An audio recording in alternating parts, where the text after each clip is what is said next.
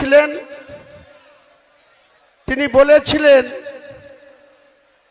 যে আমার রেজিনগরে বাড়ি, আমি কেন বেলডাঙ্গায় মসজিদ বানাতে যাব। তো রেজিনগরে বাড়ি, বেলডাঙ্গায় মসজিদ করা যাবে না। এটা কোন সাংবিধানিক কথা, কোন মুসলিমের কোরআন হাদিসের কথা? ভারতবর্ষের যে কোনো প্রান্তে মুসলমান তার নামাজ আদায় করার জন্য আল্লাহর ঘর মসজিদ বানাতে পারে, পারে কি পারে না? তাহলে এই যে ক্রস মুসলিম, ক্রস কেন বলছি? এই জনাব ফিয়াদ হাকিমের বাবা বাড়ি ছিল বিহারের গয়াতে। ওনার মা ছিল একজন হিন্দু রমণী, হিন্দু মহিলা। তিনি আর পৃথিবীতে নেই, মৌলানা আজাদ কলেজের অধ্যাপিকা ছিলেন। তাহলে মা হিন্দু, বাবা মুসলিম, ওই জন্য ক্রস বললাম। অর্ধেক মুসলমান, অর্ধেক হিন্দু।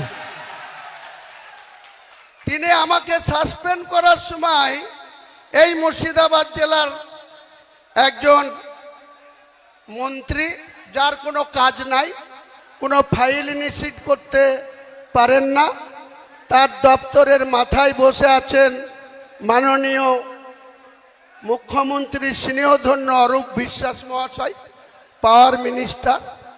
তার এমওএস আছেন আকরুজ্জামান। আমি একবার আমার এক নিকট আত্মীয়, এক বোন, মালদার ইংলিশ বাজারে বিয়ে হয়েছে। এই পাওয়ার দপ্তরে তিনি উচ্চ পদে আসীন আছে, একই জায়গায় পোস্টিং আছে প্রায় 10 বছর ধরে। এই আকরুজ্জামান আমার বন্ধু, একসঙ্গে দীর্ঘদিন কংগ্রেস করেছি। ওর বাবা হাবিবুর রহমান জঙ্গিপুরের দীর্ঘদিন 4 বারের কংগ্রেস দলের এমএলএ ছিল। ও পেশায় অ্যাডভোকেট। ও প্রণব মুখার্জি প্রায়ত রাষ্ট্রপতি বা কংগ্রেস নেতা, ভারতবর্ষের বিভিন্ন পদে ছিলেন। সেই প্রণব বাবুর খুব স্নেহধন্য ছিল। আমরাও একসময় প্রণব বাবুর খুব স্নেহধন্য ছিলাম। আমার বাড়ি থেকে বীরভূমের কিন্নাহারের প্রণব মুখার্জির বাড়ি মিরিটি গ্রাম, ঠিক 32 কিলোমিটার। প্রণববাবু যখনই কিন্নাহারে দুর্গা পুজোতে নিজের বাড়িতে আসতেন, সে রাষ্ট্রপতি থাকাকালীন বলুন, আর ফাইন্যান্স মিনিস্টার থাকাকালীন বলুন, ফরেন মিনিস্টার থাকাকালীন বলুন, ডিফেন্স মিনিস্টার থাকাকালীন বলুন, যোজনা কমিশনের ভাইস চেয়ারম্যান থাকাকালীন বলুন, প্রণববাবু কিন্তু বাড়িতে দুর্গা পুজোতে আসলেই আমাদেরকে খুব স্নেহ করে পুজোতে ইনভাইট করতেন। আমিও ঠিক টাইম বের করে, প্রণববাবু বলেছেন তাই মিরেটির বাড়িতে চলে যেতাম। এত আন্তরিকতা ওনার ছিল। পুজোর ব্যস্ততা, নিজেই পুজোর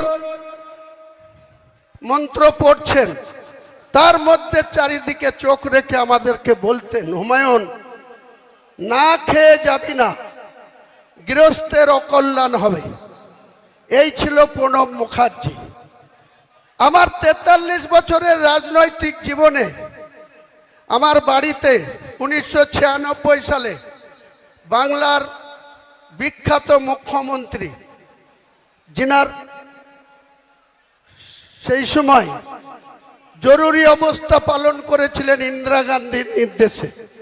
1974 সালে ভারতের প্রধানমন্ত্রী ছিলেন ইন্দিরা গান্ধী, বাংলার মুখ্যমন্ত্রী ছিলেন সিদ্ধার্থ শঙ্কর রায়। তিনিও আমার বাড়িতে এসছেন। 1996 সালে বহরমপুর লোকসভায় কন্টেস্ট করতেছে তিনি এবং তিনার স্ত্রী। তিনি প্রখ্যাত আইনজীবী ছিলেন, ব্যারিস্টার ছিলেন সিদ্ধার্থ শঙ্কর রায়। 71 থেকে 77 বাংলার মুখ্যমন্ত্রী ছিলেন। তার স্ত্রী মায়া রায়ও আমার বাড়িতে এসেছিলেন। প্রণববাবু আমার বাড়িতে এসছেন। অধীর বাবু 1996 সাল থেকে 2012 সাল শুধু 100 বার এসছেন, 100 বার। শুধু আসেননি, বাড়িতে লাঞ্চ করেছেন, কখনো ডিনার করেছেন, কখনো আমার সঙ্গে খুব সুন্দর আলোচনা হয়েছে। এই পরিবেশে আমাদের রাজনীতিটা মুর্শিদাবাদে করতাম।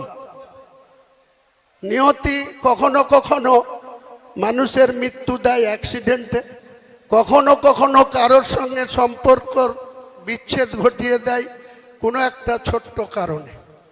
তাই অধীর বাবুর পারিবারিক কিছু সমস্যার সম্মুখীন হয়ে আমাকে 2012 সালের 16ই নভেম্বর, যেদিন কংগ্রেস দলটা ছেড়েছিলাম, সেদিন আমি কংগ্রেস দলের 5টা পোস্ট হোল্ড করতাম।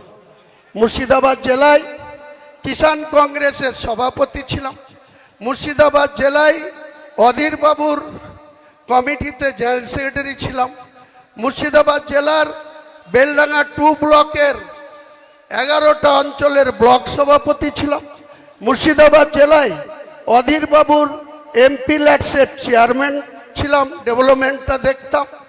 এছাড়াও পিসিসির সদস্য সহ অনেক পোস্ট হোল্ড করেছিলাম। কিন্তু আমি যখন সিদ্ধান্ত নিলাম যে আমি আর কংগ্রেস দলটা করতে পারছি না, কেন জানেন? অধীর বাবুর বাড়ির লোকরা আমাকে জাত তুলে অপমান করেছিল, জাত তুলে কথা বলেছিল। আমি অধীর বাবুকে বলেছিলাম, আমি এ কথা শুনতে রাজি নই। আপনি কংগ্রেসের দলের সভাপতি, এমপি, আমি কংগ্রেসের নির্বাচিত এমএলএ, এতগুলা পোস্ট হোল্ড করে আছি। আমি নিঃস্বার্থে মানুষের জন্য রাজনীতি করি, আমার টাকার প্রয়োজন, সেটা ব্যবসা করে রোজগার করি। কারোর সঙ্গে মিথ্যাচার করে কোনো পয়সা কোনো দিন রোজগার করিনি। ছোট থেকেই ব্যবসা করেছি, পড়াশোনা চালাতে চালাতে ব্যবসা করেছি। আমি আমার বাবার 5 সন্তান, আমাদের 3টে বোন, 5টা ভাই, আমি ছোট। তো আমরা কোনোদিন জীবনে অন্যায় জেনে বুঝে করিনি, কখনো অজান্তে হতে পারে, মহান আল্লাহ তাআলা সেটা দেখেন, তিনি নিশ্চয়ই ক্ষমা করবেন, তিনি শাস্তি দিলে দেবেন। কিন্তু আমরা যে দলটা 2012 সালের 16ই নভেম্বর ত্যাগ করে, তার আগে 12/11/2012 এই সোমবার ছিল, 12/11/2012 এই সোমবার ছিল। আজ যে সোমবার, সেদিন মাননীয় মুখ্যমন্ত্রী, আমি কংগ্রেস দলের 70 রেজিনগরের বিধায়ক ছিলাম, আমার টার্মস নিশ্চয়ই 5 বছরের জন্য আমাকে মানুষ ভোট দিয়েছিল। মুকুল রায়ের মাধ্যমে রাইটার্স বিল্ডিং এ সেদিন মমতা বন্দ্যোপাধ্যায় আমাকে ডেকে পাঠালেন। আমি বিধানসভার ফুড কমিটির চেয়ারম্যান ছিলেন বজবজের এমএলএ অশোক দেব, তার সঙ্গে মিটিং করছিলাম। ঠিক সোমবার 12/11/2012 মুকুল রায় আমাকে তার লালবাতিওয়ালা গাড়িতে বিধানসভা থেকে তুলে নিয়ে আমাকে রাইটার্সে নিয়ে গেলেন। রাইটার্সে মুখ্যমন্ত্রী সবসময় কাজে ব্যস্ত থাকেন, তিনার অনেক ব্যস্ততা, তার মধ্যে দিয়ে আমাকে 35 মিনিট সময় দিলেন এন্টি চেম্বারে। উনি আর ওনার সেক্রেটারি গৌতম সান্যাল, আজও আছে তার পিছনে, গৌতম সান্যাল আর আমি আর উনি,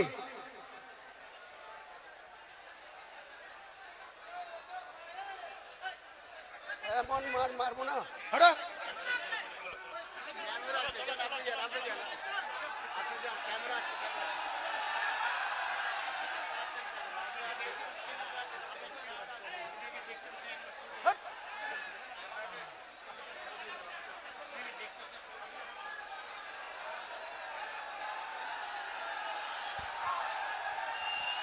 তো আমি সেদিন মমতা বন্দ্যোপাধ্যায়ের সঙ্গে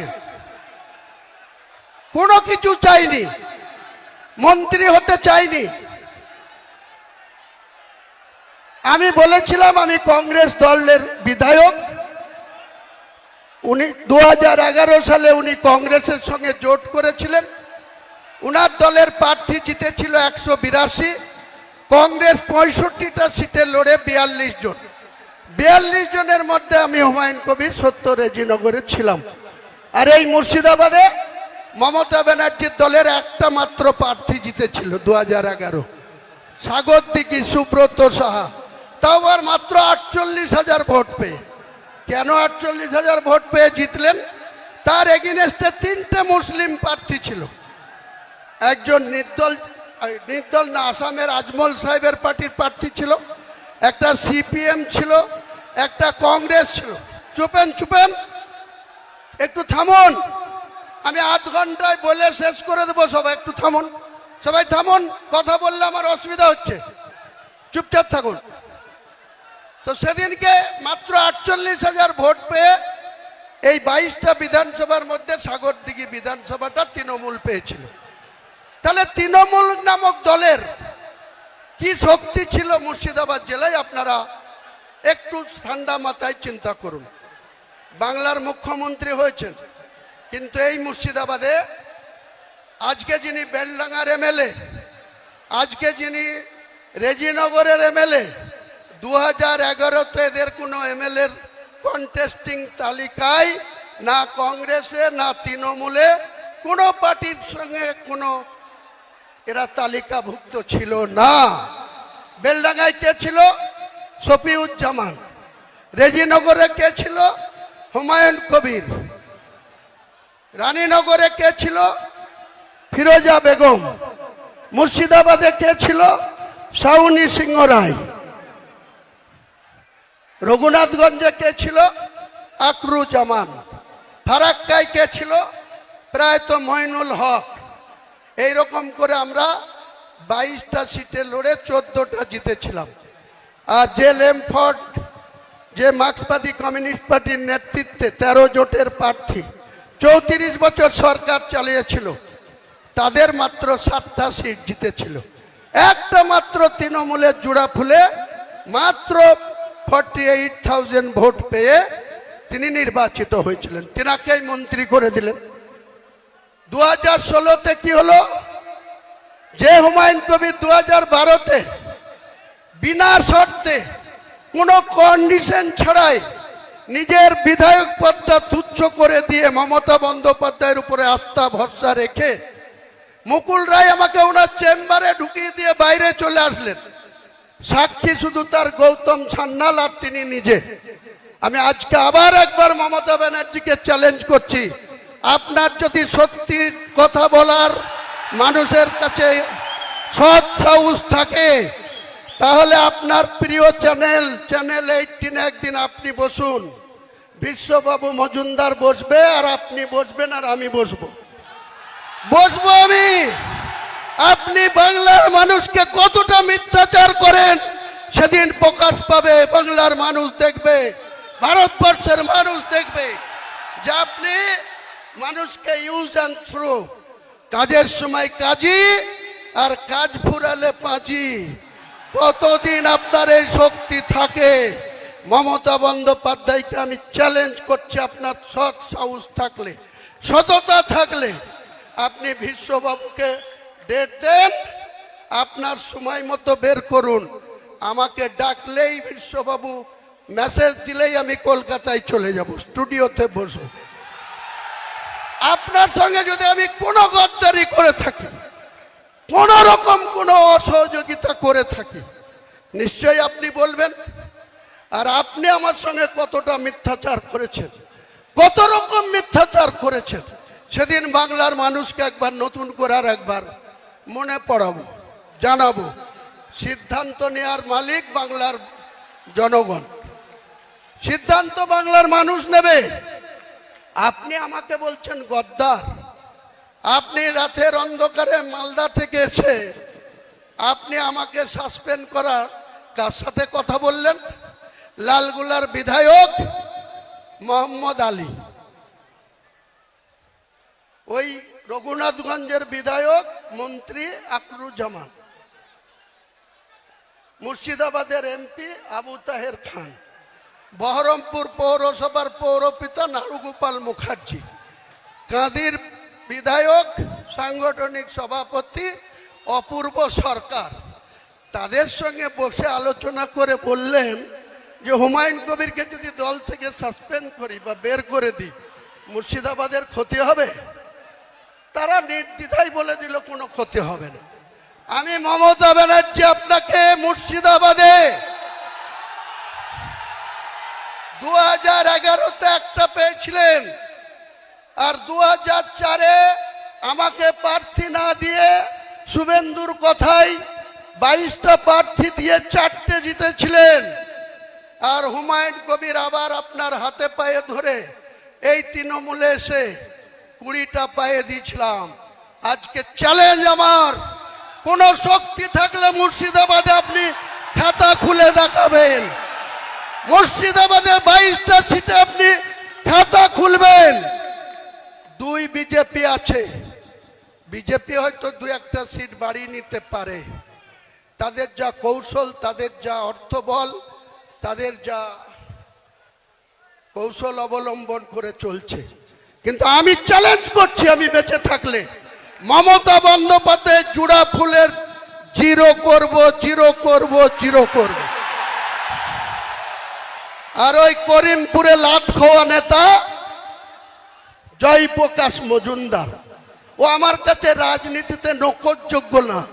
একটা লুঙ্গি পড়া লোকের লাত খেয়ে সে তৃণমূলের নেতাদের হাতে পায়ে ধরে সহকারী সভাপতি হয়ে বড় বড় লেকচার মারছে। আবার আরেকজন আছে, তার কথা তো বলতেই আমার ঘৃণা লাগে, কুণাল ঘোষ না ছিনাল ঘোষ। এই কুণাল ঘোষ আবার বলছে ক্ষমতা থাকলে ব্রিগেডে করে দেখাক। হ্যাঁ কুণাল ঘোষ, হ্যাঁ মমতা ব্যানার্জি, তোমাদেরকে আগামী জানুয়ারি মাসে আমি ব্রিগেড ময়দানে সভা করে দেখাবো। তোমাদের রাজনৈতিক মৃত্যু ঘণ্টা সেদিন বাজিয়ে দিব কলকাতার ব্রিগেড। পারলে তোমরা ঠেকিয়ে নিও, পারলে হুমায়ুন কবিরকে রুখে দিবা। আমি তারিখ ঘোষণা করছি না, 31শে জানুয়ারির আগেই হবে।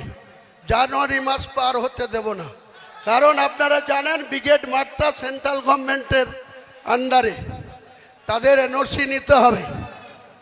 এনওসি তো অনেক কিছু আটকাবার চেষ্টা করবে, সে আমি নিশ্চয়ই চেষ্টা চরিত্র করে যদি আমি এনওসি পাই ব্রিগেডেই। আপনি একসময় মমতা ব্যানার্জিকে কি বলেছিলেন? চোরের রানী বলেছিলেন। সারদাতে যখন আপনি 3.5 বছর জেল খেটেছিলেন, তখন মমতা বন্দ্যোপাধ্যায়ের গ্রেপ্তার চেয়েছিলেন। কে চেয়েছিল? হুমায়ুন কবির চেয়েছিল না কোনো মুসলিম চেয়েছিল? আপনি কুণাল ঘোষ চেয়েছিলেন, মমতাকে চোরের রানী বলেছিলেন। আমি বলিনি, হুমায়ুন কবির বলেনি, বাংলার কোনো মুসলমান সম্প্রদায় মমতা বন্দ্যোপাধ্যায়কে চোর বলেনি, কিন্তু আপনারা বলেছিলেন। আর মমতা বন্দ্যোপাধ্যায় এত গুণবলিতে ভরা, যে যত বেশি গাল দেবে তার অত বেশি প্রমোশন হবে মমতা ব্যানার্জির কাছে। যে যত বেশি ওকে গাল দেবে, মমতা ব্যানার্জি, বুদ্ধবাবু আজকার পৃথিবীতে নেই। বুদ্ধবাবু আপনার মতো 11 বছর মুখ্যমন্ত্রী ছিল, আর জ্যোতিবাবুর মন্ত্রিসভায় দীর্ঘদিন পুলিশ মন্ত্রী, অন্যান্য সাংস্কৃতিক দপ্তরের মন্ত্রী ছিল। তার কি অবস্থা? তার একটা মাত্র মেয়ে, তার স্ত্রীর নাম মীরা ভট্টাচার্য। তিনারা কোন জায়গায় থাকতেন? বালিগঞ্জ একটা সরকারি ছোট্ট ফ্ল্যাটে, যেখানে কংগ্রেস নেতা প্রদীপ ভট্টাচার্যও থাকে, বুদ্ধবাবুও থাকতেন। আজকে আপনি বলেন সততার প্রতীক। 30B হরিশ চ্যাটার্জি স্ট্রিটে আপনার কতটা, আপনার বাবার নামে কতটা সম্পত্তি ছিল আপনি দেখাতে পারবেন? বাংলার মানুষের ভোট নিয়ে মুখ্যমন্ত্রীর চেয়ারে বসে আপনার পরিবারের প্রত্যেকটা সদস্য ফুলে ফিপে একদম আকাশ ছোঁয়া জায়গায় পৌঁছে গেছে। আর আপনি বাংলার মানুষের জন্য যেদিন 13 মে 2011 বুদ্ধবাবুদের পরাজয় ঘটেছিল, 7 দিন পরে 20 মে আপনি বাংলার মুখ্যমন্ত্রী হয়েছিলেন।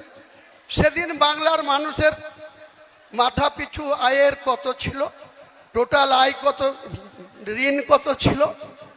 1,96,000 কোটি। আপনি খেলা মেলা পুজো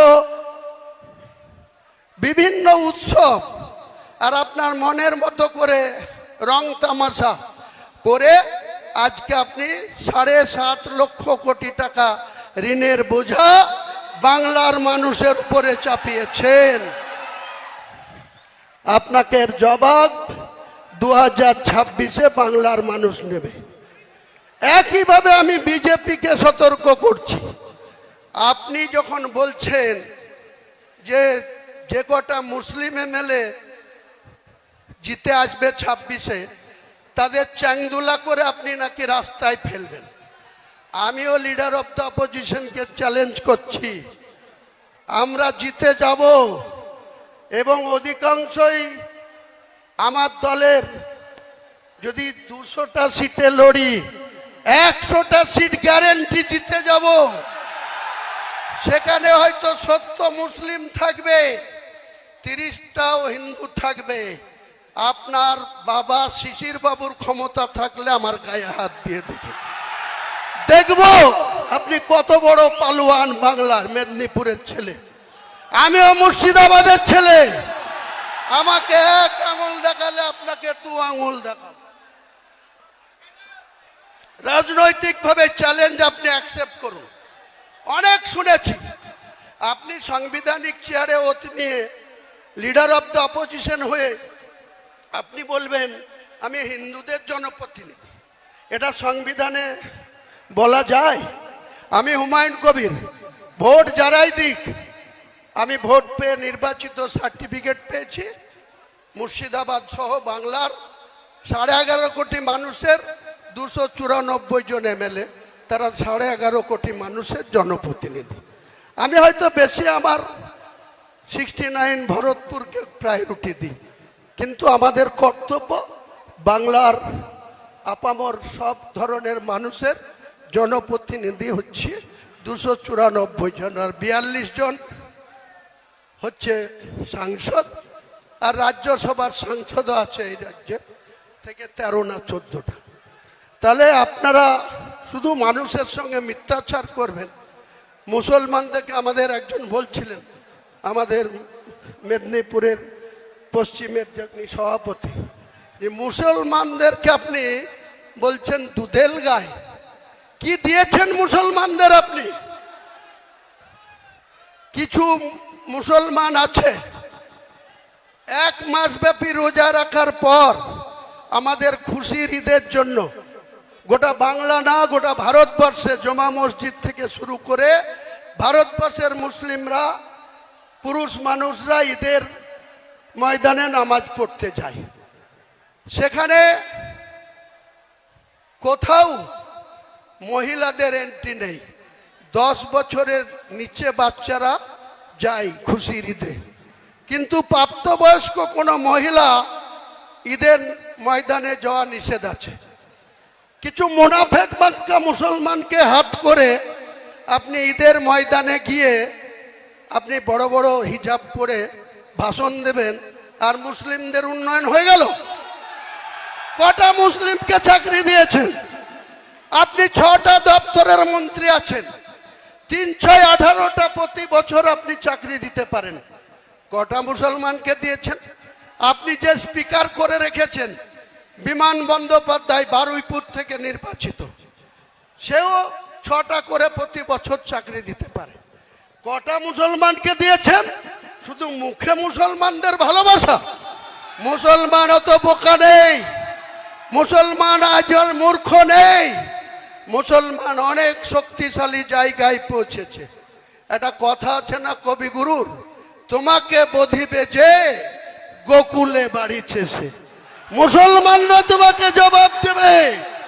ওয়েট করেন মুখ্যমন্ত্রী, আর আপনার পালোয়ান ভাইপুকেও বলুন যত খুশি আইপ্যাকের লোককে পাঠান, আর যে 3 মাস বাকি আছে লুটে নেন, যা পারবেন লুটে নেন। 3 মাস পরে আর আপনাদের আইপ্যাকের ডাকে কেউ যাবে না, যাওয়া বন্ধ করে দেবো। মুর্শিদাবাদে এখন থেকেই বন্ধ হয়ে যাবে, আর রাজ্যেও বন্ধ করে দেব। আর আপনার আইপ্যাক আছে, আপনি যে টাকা খরচ করে আইপ্যাককে রেখেছেন, এর আগে একজন প্রশান্ত কিশোর, তিনাকে 2020 সালে কশো কোটি টাকা চুক্তি করে নিয়ে এসেছিলেন। সেই প্রশান্ত কিশোর আপনাকে তৃতীয়বারের জন্য মুখ্যমন্ত্রী পদে বসিয়ে দিলেন। 100 কোটি দেওয়ার কথা ছিল, তার 2/3 দিয়েছেন, 1/3 দেননি। সে গুছা করে চলে গেছে। তারই একটা সংস্থাকে আবার আইপ্যাক বানিয়ে 20 বছর, 28 বছর, 26 বছর, 30 বছরের নন বেঙ্গলি ছেলেদের এনে আপনি এখানে টাকা লুটছেন, আর মুখে বলছেন বাঙালি। মুখে বাঙালি। শত্রুঘ্না সিনহা কোন বাঙালি? ইউসুফ পাঠান কোন বাঙালি? কীর্তি আজাদ কোন বাঙালি? লজ্জা করে না আপনার মানুষকে ভাওতা দিতে, মিথ্যাচার করতে? আপনি হুমায়ুন কবিরকে বলছেন গদ্দার।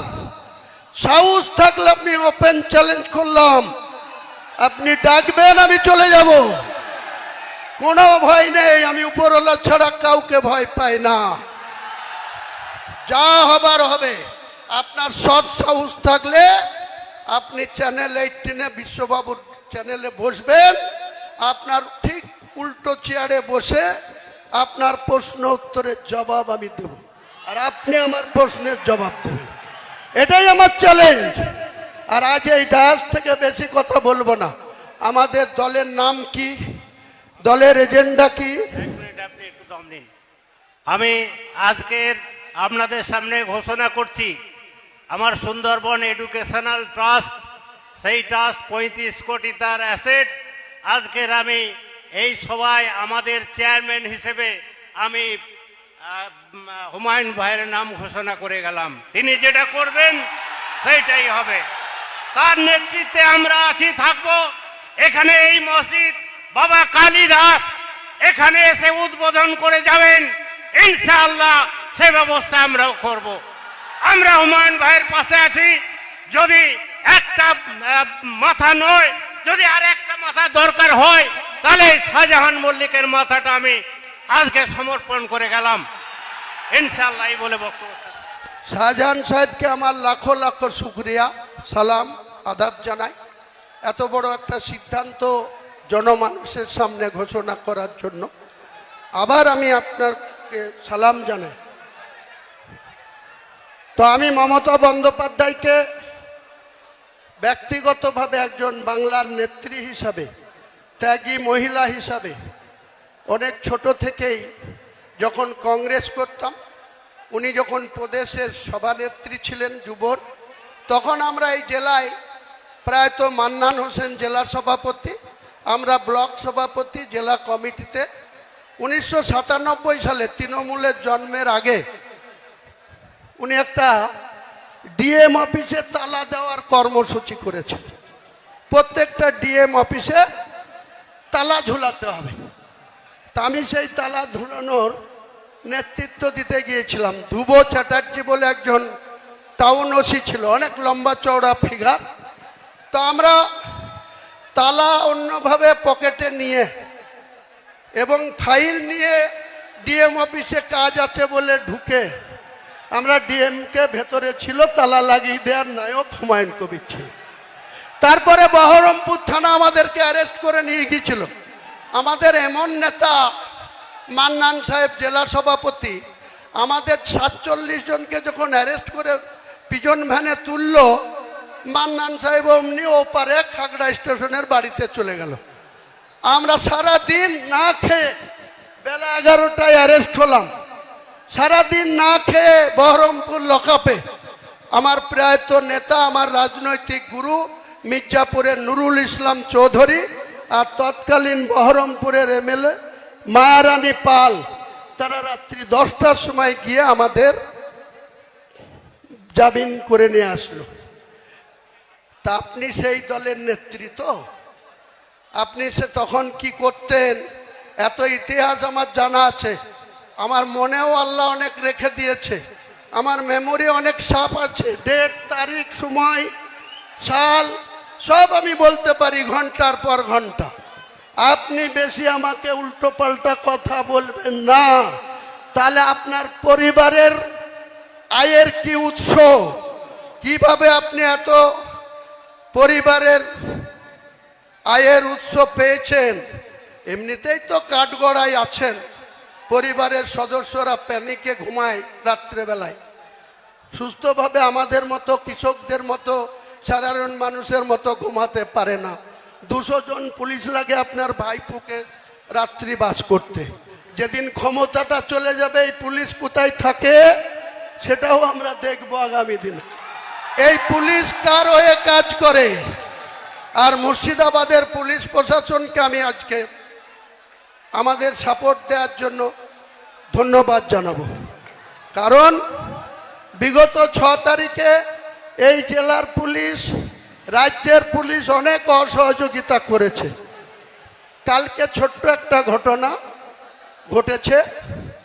হুগলির একজন ব্যক্তি আতাহার সাহেব, তার বয়স 66 বছর, তিনি আমার দলের কমিটিতেও আছে।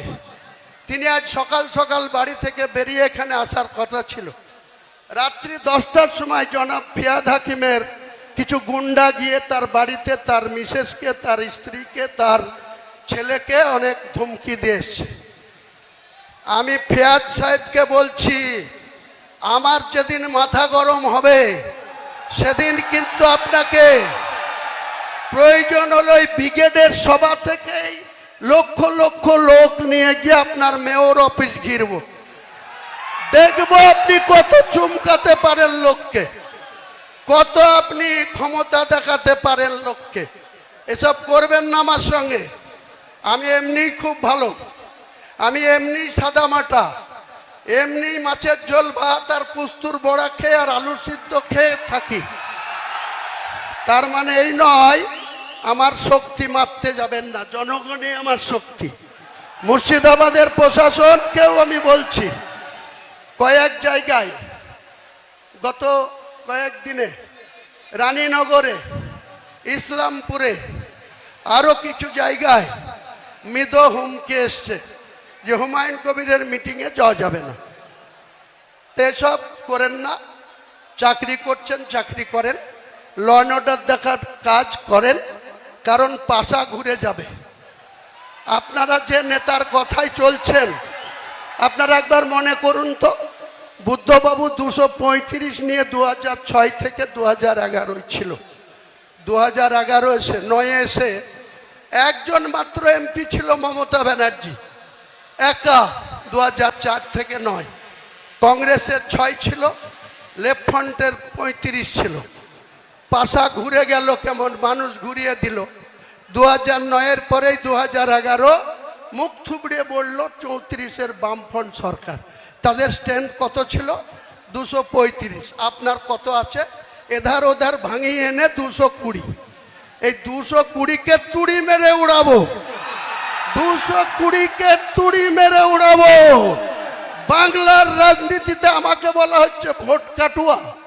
আরে 2,82,000 মুসলমান ভোট আছে, 2,82,000-এর মধ্যে ধরে নেন 2,30,000 মানুষ ভোট দিতে যাবে। 30,000 পাতাখোর আছে, 30,000 পাতাখোর আছে, তাদেরও ভাত দেন। 2 লক্ষ ভোট, 1,60,000 যেদিন হুমায়ুন কবিরের দলের পক্ষে পড়বে, আপনার সরকার চিৎপটাং হয়ে ওই ভাগীরথীতে পড়বে। আপনি দেখে নেবেন, হুমায়ুন কবির অঙ্ক কষে চলে, একদম অঙ্ক কষে মেপে জুপে হুমায়ুন কবির রাজনীতিটা করে। অনেক হয়েছে, অনেক বাহাদুরি দেখেছি আপনাদের। আমি এই সরকারের অনেক আধিকারিক, আমি এখনই ফাঁস করতাম, করছি না, কয়েকদিন দেখব, তারপরে এই তৃণমূলের কিছু বালি চোর, পাথর চোর,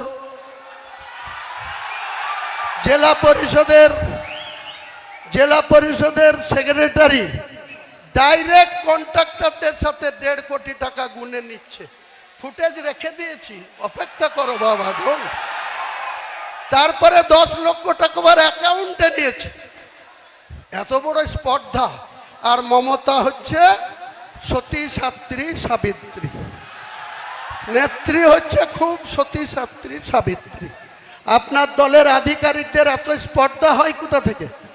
কোথা থেকে হয় মুর্শিদাবাদের মানুষের অর্থকে এইভাবে লুট করা? যান বীরভূম, পাথরের খাদান থেকে একটা পাথরের ডাম্পার লোড হয়ে আসছে। গোটা বীরভূমের থানাগুলো আসতে মাত্র 4000 টাকা খরচা হয়। যেই মুর্শিদাবাদের বেলগ্রাম ঢুকবে বড়ুয়া থানায়, শুরু হয়ে যাবে একাই একটা থানাতে 4000। যেই কাঁদি আসবে, এক মহান মাতব্বর আছে মৃণাল সিনহা, কাঁদির আইসি, অমনি তার পাওয়ার 6000 টাকা লাগবে গাড়ি পিছু। তাহলে 4 আর 6 10,000। বহরমপুর এসে হেডকোয়ার্টার, সেটা আবার নেমে যায় 2000। এই তুলাবাজির ভাগ কে নেয়? তুলাবাজির ভাগ কোথায় যায়? ওয়াকফ নিয়ে আপনি বললেন মুসলমানদের কোনো চিন্তা নাই, আমি মুখ্যমন্ত্রী থাকতে ওয়াকফ নিয়ে তোমাদেরকে ভাবতে হবে না। আমি একাই ওয়াকফ আইন মানছি না, অ্যামেন্ডমেন্ট মানছি না। কে বলেছিল? মুখ্যমন্ত্রী বলেছিল না আপনারা বলেছিলেন? বলেছিল।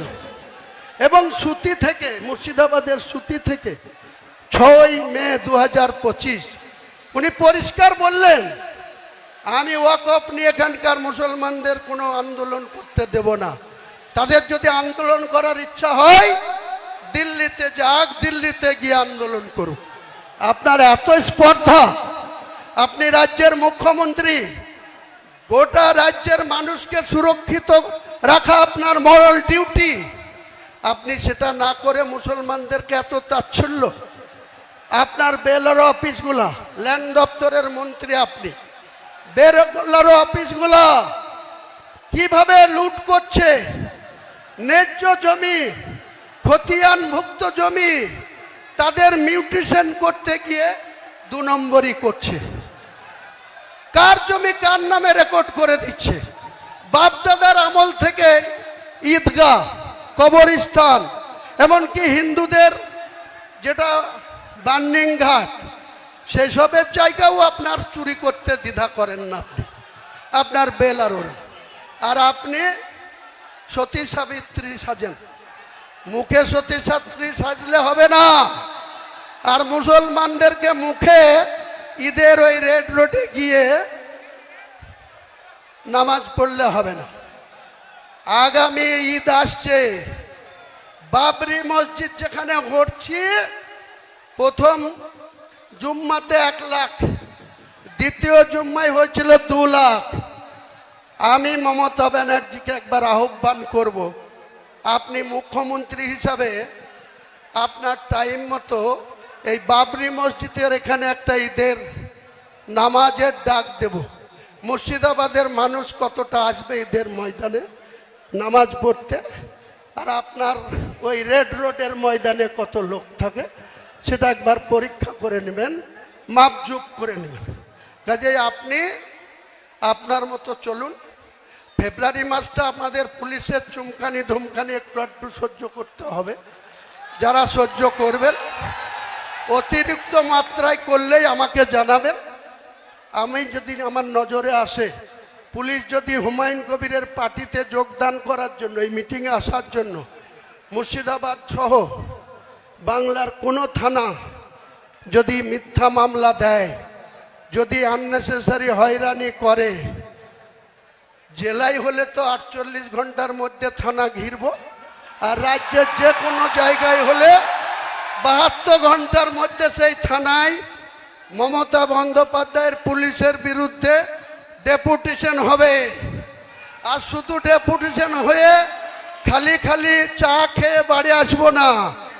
যে মিথ্যা মামলা দিচ্ছেন সেই মিথ্যা মামলাকে উইথড্র করাবো, তা নাহলে এক একটা থানার ইট খুলে নেব, এক একটা থানার ইট খুলে নেব।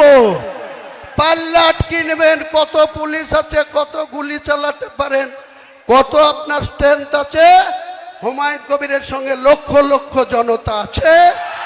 আজ থেকে শুরু হলো আমার চ্যালেঞ্জ। আমি এই মমতা বন্দ্যোপাধ্যায়ের মিথ্যাচার, তুলাবাজ, জুয়ুচোর, জেল খাটা মন্ত্রীদের লজ্জা নাই। আমাদের মহাসচিব ছিলেন পার্থবাবু, 3 বছর জেলের ঘানি টেনে এসেও 50 কোটি টাকা যার কাছে অবৈধ টাকা পেয়েছে, তার প্রতি তার প্রেমের শেষ নেই। বলছে আমি এখনো অপাকে ছাড়তে পারবো না। যেদিন দুনিয়া থেকে পটল তুলবা সেদিন অপার দায়িত্ব কে নেবে? এখন নয় আছো, উপরওয়ালা যেদিন টিকিট কাটিয়ে দেবে সেদিন অপার দায়িত্ব কে নেবে? পার্থবাবু, কাজে আমাকে বেশি ঘাটাবেন না। আমি প্রত্যেকটা মানুষকে আজকের মিটিং আসার জন্য অভিনন্দন জানাচ্ছি, সালাম জানাচ্ছি, আদাব জানাচ্ছি, নমস্কার জানাচ্ছি, প্রণাম জানাচ্ছি। জানিয়ে আজকে আমার নতুন শর্ট ফর্ম JUP জনতা উন্নয়ন পার্টি, তার ইলেকশন এজেন্ডা কি হবে, আগামী দিনে আমরা নিশ্চয়ই মানুষের দুয়ারে দুয়ারে যাব এবং আমি বাংলার যতটা আসনে লড়ব সমস্ত আসনে এক দিন 2-3টে করে সভা করব। আমার ফার্স্ট, এরপরে সেকেন্ড সভা হবে 4 জানুয়ারি ডোমকল জনকল্যাণ ময়দান। 4 জানুয়ারি ডোমকল জনকল্যাণ ময়দান, 5 জানুয়ারি হরিয়ারপাড়ার কোনো একটা ময়দানে। যাকে পাশে বসিয়ে আপনি আমাকে সাসপেন্ড করেছেন, আগামী দিনে তারা কাউন্টিংয়ের জন্য বুঝতে পারবে আদা কেমন ঝাল। আদার ঝাল যে ভেতরে ভেতরে হয়, সেটা কিন্তু হুমায়ুন কবিরের এই ঝাল আপনার দলের যারা মনোনীত প্রার্থী হবেন কাউন্টিংয়ের দিনে তারা সেই ঝালের স্বাদটা ভালোভাবে পাবে। কোনো চিন্তা নাই, আমি ডন কেয়ার, আমার হারানোর কিছু নাই। আমি হুমায়ুন কবির রেজিনগরেও 30,000-এর বেশি ভোটে জিতব আপনার প্রতীকের প্রার্থীকে হারিয়ে, আর বেলডাঙ্গাতেও একই পরিমাণে জিতব। দেখে নেবেন পত্রকাররা, ইলেকট্রনিক্স মিডিয়ার বন্ধুরা, আজকের ঘোষণা রেকর্ডিং রাখবেন। নির্বাচনের কাউন্টিংয়ের দিন মুর্শিদাবাদের কি ঐতিহাসিক রেজাল্ট, মুর্শিদাবাদের মানুষ আমাদের দোয়া করবে, সমর্থন করবে।